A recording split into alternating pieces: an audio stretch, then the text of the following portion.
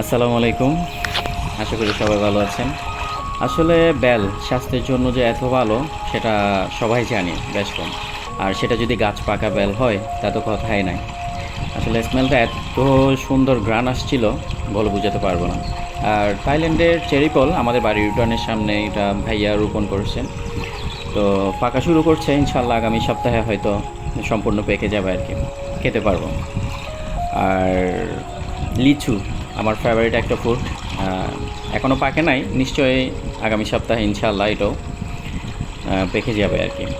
জামরুল জামরুল হচ্ছে ক্যান্সারের অনেক রোগ প্রতিরোধক, এটা ক্যান্সারকে অনেক নিয়ন্ত্রণ করে নাকি, অনেক ডাক্তারের কাছেও শোনা। ইউটিউবে চার্জ দিলে পাবেন হয়তো। প্রতি বছরে ভালো দর আলহামদুলিল্লাহ, গত 3 বছর 4 বছর ধরে খুব ভালো ফলন হয়েছে এটা। সেই সাথে আনারসও আছে, ধরেছে অনেকগুলো আনারস গাছ আছে এদিকে। আর জাম্বুরা জাম্বুরা এখনও আসলে ছোট, সেটাও কি বাদ যাবে। আর জাতীয় ফল কাঁঠাল, এই গাছের কাঁঠালগুলো এত বেশি মিষ্টি বলে শেষ করা যায়। প্রতিটা গাছের কাঁঠালে মিষ্টি, তবে আরেকটা গাছ আছে ওটাও মিষ্টি। আর লেবুর কথা কি বলবো, 100 থেকে 100+ গাছ আছে। যখন লেবুটা দরকার হয় তখন পাই না আর কি। এখন খুব ধরেছে আলহামদুলিল্লাহ।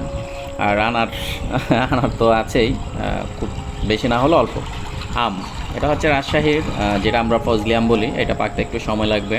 তো ছোটো ছোটো গাছে আসলে এগুলো দেখলে ভালো। আর এটা হচ্ছে হাড়িভাঙ্গা আমগুলো এই বছর কম ধরেছে।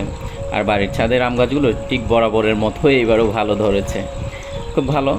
যদিও বা একটু পোকা হয়, এটা যদিও বা দেশি আম। খেতে আসলে বাড়ির, মানে কথায় আছে না, বাড়ির উঠানের ফল যদি টক হলেও ভালো, এটাও এরকম।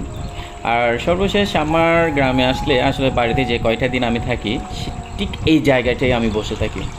এখান থেকে আমি সূর্যাস্তটা দেখতে আমার এত বেশি ভালো লাগে, তো এটা বলে বোঝানো যাবে না। জাস্ট এখানে বসে থাকি 1 ঘন্টা পর্যন্ত, অন্যরকম ভালো লাগা। আর এই ভিডিওটা করেছে আমার ভাগ্নে আপরা। আপনাদের দেখার জন্য অসংখ্য ধন্যবাদ। থ্যাংক